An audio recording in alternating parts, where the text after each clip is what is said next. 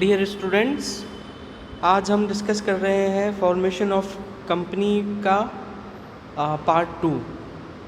और जैसा कि हमने डिस्कस किया था पार्ट 1 में, आज हम डिस्कस करेंगे जो प्रमोटर है उसकी लीगल पोजीशन और उसकी जो ड्यूटीज़ हैं कंपनी के लिए as per the act companies act 2013। तो उसके जो रोल है वो किस तरफ मूव करता है कंपनी के, वो आज हम डिस्कस करने वाले हैं। पहले डिस्कस करते हैं legal position of the promoter. जो प्रमोटर है जिसने आप ध्यान कीजिए कि वो एक पर्सन हो सकता है या फिर एक ग्रुप ऑफ पर्सन्स यानी व्यक्तियों का समूह हो सकता है। तो वो जो प्रमोटर्स हैं, प्रमोटर जो हैं, एक हमने एक सिंगल शब्द काम में ले लिया है प्रमोटर। वो किसी एक व्यक्ति के लिए भी लागू है और व्यक्तियों के समूह के लिए भी लागू है। तो उनका जो वैधानिक अस्तित्व है यानी उनकी जो लीगल पोजीशन है वो किस तरीके से है। प्रमोटर की जो वैधानिक स्थिति है वो एक एजेंट और ट्रस्टी की तरह नहीं है। वो ना ही कोई एजेंट है और ना ही कोई ट्रस्टी है। पहले मैं आपको एजेंट का थोड़ा सा बता दूं। एजेंट वो व्यक्ति है जो अपने प्रिंसिपल के बिहाफ पर कार्य करता है। प्रिंसिपल ने उसको अपने बिहाफ पर काम करने का जो स्कोप है वो दिया हुआ है और वो उन्हीं स्कोप में रह के वो काम करता है। आपने बिजनेस लॉज में इस बारे में डिटेल में पढ़ा होगा। लेकिन ध्यान देने वाली बात यह है कि जब तक कॉन्ट्रैक्ट ऑफ एजेंसी नहीं होगा तब तक लॉ ऑफ एजेंसी एप्लीकेबल नहीं होगा। यानी कि यदि कंपनी को प्रिंसिपल माना जाए और प्रमोटर को एजेंट माना जाए तो ये कहना बिल्कुल अनुचित होगा कि जो एजेंट है वो प्रिंसिपल को बना रहा है। तो यहाँ पर ये बिल्कुल अवैधानिक बात होगी कि कोई भी एजेंट अपने प्रिंसिपल को बना रहा है। तो यदि हम इस बात को केंद्रित करके सोचें तो यहाँ पर हम पता कर सकते हैं कि जो प्रमोटर है वो एजेंट की तरह से कार्य नहीं करता है। एक पक्ष इसका ये भी है कि जब तक कंपनी बनी नहीं है तब तक प्रमोटर एजेंट की तरह कैसे कार्य करेगा, ये दूसरे शब्दों में कहा गया है। आप इसको दूसरे परिप्रेक्ष्य से सोचेंगे तो आपको ये समझ में आएगा कि प्रिंसिपल है ही नहीं तो एजेंट कैसे बन सकता है। तो इस तरीके से आप इसको समझ लीजिए। दूसरा आता है कि वो ट्रस्टी नहीं है। ट्रस्टी क्यों नहीं है? क्योंकि ट्रस्ट ही नहीं बना है। जो एक ट्रस्ट के जितने भी समूह में जो लोग हैं वो है ही नहीं, वो ट्रस्ट नहीं है और ट्रस्ट कहा भी नहीं जा सकता है क्योंकि यहाँ पे जो ट्रस्ट के लिए जो वैधानिक प्रावधान है वो अलग है। तो ट्रस्टी तो बिल्कुल भी नहीं कहा जा सकता। तो जो प्रमोटर है वो एजेंट भी नहीं है और ट्रस्टी भी नहीं है। दूसरा इसमें पॉइंट आता है fiduciary relation to the company. आपको मैं वापस व्यापारिक संनियम की तरफ ले चलूँगा। वहाँ पे हमने एक विश्वास पर आधारित जो संबंध देखा था वहाँ पर कि उसमें वो अपनी कंसिडरेशन यानी प्रतिफल की मांग कर सकता है। तो यहाँ पर ऐसा नहीं है कि प्रतिफल की बात होगी, ऐसा बिल्कुल भी नहीं है। लेकिन यहाँ पर जो कंपनी और प्रमोटर के बीच में जो संबंध है वो विश्वास के ऊपर आधारित है और ऐसा कहा भी गया है। लॉर्ड केन्स जो हैं उन्होंने परिभाषा दी है, the promoters stand undoubtedly in a fiduciary position to the company. विश्वास के आधार के ऊपर जो प्रमोटर हैं वो कंपनी से संबंधित होते हैं। तो यहाँ पर ये जो 2 पॉइंट्स हैं वो इनकी वैधानिक स्थिति को बताते हैं और हमको पता चलता है कि जो प्रमोटर हैं वो एजेंट नहीं है, वो ट्रस्टी भी नहीं है। तो वो है कौन? वो विश्वास के आधार पर कंपनी से जुड़े हुए लोग हैं। इसको एक कॉन्क्रीट डेफिनेशन में भी लिखा गया है, आप बुक में देखेंगे तो आपको मिलेगा। A promoter is neither an agent nor a trustee but he is in a fiduciary relationship to the company just as the relationship of the principal and agent in case of an agency or the trustee and a beneficiary under the trust exist। हो सकता है कि वो इस तरह से कार्य करें लेकिन वो होंगे नहीं। वो एजेंट की तरह कार्य कर सकते हैं लेकिन एजेंट होंगे नहीं। वो ट्रस्टी की तरह कार्य कर सकते हैं लेकिन होंगे नहीं। तो इस बात को हमें ध्यान रखना है जब भी बात आएगी कि जो प्रमोटर हैं वो कंपनी से किस प्रकार से जुड़े हुए हैं, तो हमको हमेशा ये याद रखना है कि वो विश्वास आधारित संबंध से जुड़े हुए हैं। अब नेक्स्ट पॉइंट आता है, जो प्रमोटर्स हैं उनके कर्तव्य क्या हैं, उनकी ड्यूटीज़ क्या हैं। बहुत इम्पॉर्टेंट है ये, क्योंकि जो प्रमोटर है वो की रोल प्ले करता है कंपनी के क्रिएशन में, उसके इनकॉर्पोरेशन में, उसके फॉर्मेशन में। तो उसकी जो ड्यूटीज़ हैं वो बहुत ज़्यादा इम्पॉर्टेंट हो जाती हैं, क्योंकि वही एक व्यक्ति है या वही व्यक्तियों का समूह है जो कंपनी को बनाएगा। तो यहाँ पर पॉइंट वाइज दिया गया है, मैं आपको एक एक करके एक्सप्लेन करता हूँ।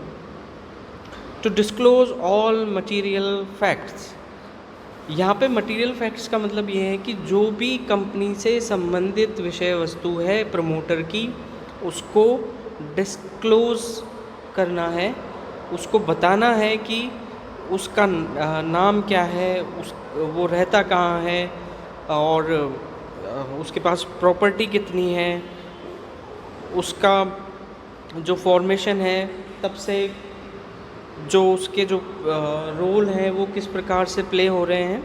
तो जो भी मटेरियल फैक्ट्स हैं फॉर्मेशन से रिलेटेड, वो सभी मटेरियल फैक्ट्स प्रमोटर को डिस्क्लोज करने हैं। नेक्स्ट आता है not to make secret profit. यहाँ पर एक और चीज़ आप ध्यान रखें कि क्योंकि प्रमोटर की जो पोजीशन है वो बहुत इम्पोर्टेंट है, तो प्रमोटर ऐसा नहीं होना चाहिए कि वो अपनी पोजीशन का गलत फ़ायदा उठाए, अपने जो कंपनी है उनसे अलग उद्देश्य रखे, सीक्रेट प्रॉफिट कमाए। ऐसा नहीं होना चाहिए। वो जो भी हो एब्सोल्यूट हो, और हालांकि कंपनीज एक्ट 2013 में उसके अलग से प्रोविज़न्स दिए हुए हैं, उनकी पालना बहुत अत्यंत आवश्यक है, मैंडेटरी है उनकी पालना। लेकिन जो भी मटेरियल फैक्ट्स उसको डिस्क्लोज़ करने हैं, उसके साथ में ये भी इम्पोर्टेंट है कि वो कंपनी के द्वारा कंपनी को एक इंस्ट्रूमेंट बनाकर वो सीक्रेट प्रॉफिट अर्न ना करे।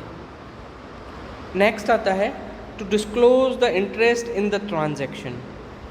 मान लीजिए कंपनी कोई ट्रांजैक्शन कर रही है और जो प्रमोटर है वो उस ट्रांजैक्शन में इंटरेस्ट ले रहा है, तो जो प्रमोटर है उसको बताना होगा कि किन वजह से वो इस ट्रांजैक्शन में इंटरेस्ट ले रहा है। ऐसी क्या वजह है कि उसका इंटरेस्ट बहुत इम्पोर्टेंट है। क्या वो कंपनी के हित में है, ये भी जानना ज़रूरी है। क्या वो उसके स्वयं के हित में है। यदि वो ट्रांजैक्शन उसके स्वयं के हित में है तो ये हो सकता है कि कंपनीज एक्ट 2013 के प्रोविज़न्स का उल्लंघन करें, उनके प्रावधानों का उल्लंघन करें। नेक्स्ट आता है not to sell on property without informing. Promoter खुद की प्रॉपर्टी, स्वयं की प्रॉपर्टी, स्वयं की संपत्ति और कंपनी की संपत्ति, क्योंकि प्रमोटर, कंपनी, डायरेक्टर्स, मेंबर्स सब एंटिटीज़ अलग अलग हैं, बिना बताए, बिना सूचना दिए वह अपनी प्रॉपर्टी सेल नहीं कर सकता और कंपनी की तो बिल्कुल नहीं कर सकता, क्योंकि कंपनी खुद एम्पावर्ड है खुद की प्रॉपर्टी एक्वायर करने के लिए और सेल करने के लिए। नेक्स्ट आता है to make full disclosure of the property bought. यदि प्रमोटर ने कोई संपत्ति खरीदी है तो उसका पूरा ब्यौरा उसे कंपनी में जमा कराना होगा, ताकि कंपनी को पता रहे कि उसकी जो परिसंपत्तियां हैं, कंपनी की जो परिसंपत्तियां हैं वो अनअफेक्टेड रही हैं।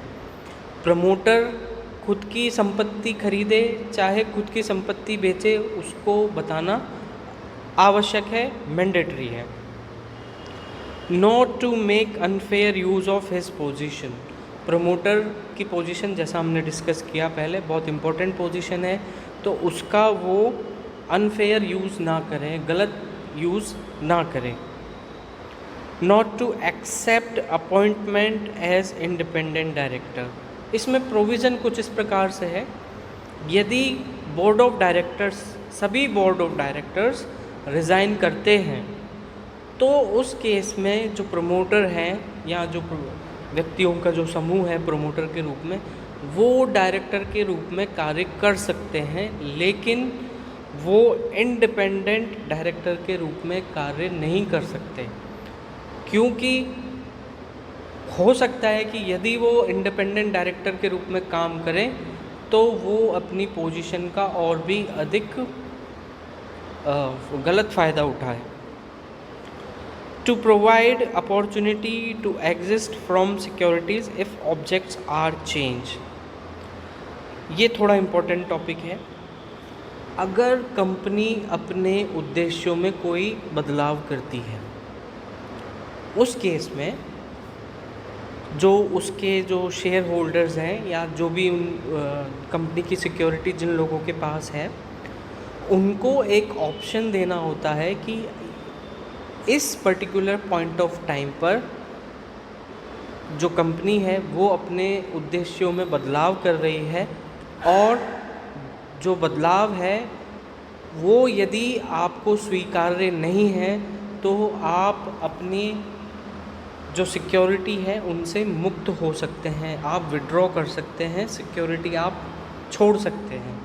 तो ये बहुत इम्पोर्टेंट टॉपिक है। यदि कंपनी अपने उद्देश्यों में बदलाव करती है तो ये प्रमोटर की ड्यूटी है कि वो जो स्टेक होल्डर्स हैं जिनके पास सिक्योरिटीज़ हैं उनको एक ऑप्शन दे टू लीव द सिक्योरिटीज़ को छोड़ने की।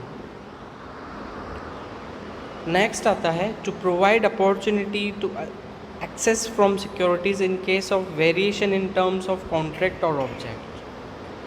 चीज़ वही है, यहाँ पर एक कॉन्ट्रैक्ट शब्द और आया है।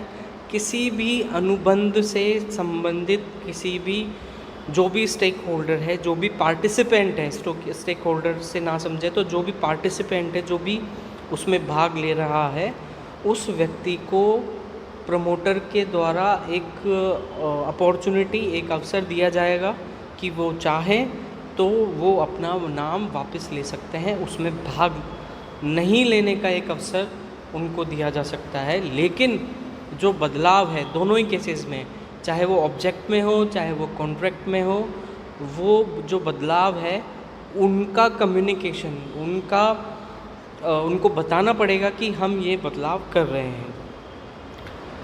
नेक्स्ट इम्पॉर्टेंट है, यदि किसी ट्रिब्यूनल की स्थापना होती है या कोई भी मामला ट्रिब्यूनल में कंपनी का चल रहा है और वो जो ट्रिब्यूनल है वो प्रमोटर को उपस्थित होने के लिए कहता है, ट्रिब्यूनल अपने सामने उपस्थित होने के लिए कहता है, तो ये प्रमोटर की ड्यूटी है, उसको वहाँ उपस्थित रहना ही है। ये मैंडेटरी है, ये प्रावधान में मैंडेटरी है कि ट्रिब्यूनल के सामने जो भी फैक्ट्स प्रमोटर से रिलेटेड हैं वो सभी फैक्ट्स प्रमोटर को ट्रिब्यूनल के सामने रखने हैं, ये उसके लिए मैंडेटरी है। आज के लेक्चर में इतना ही। नेक्स्ट लेक्चर में हम डिस्कस करेंगे liabilities of promoter. Thank you.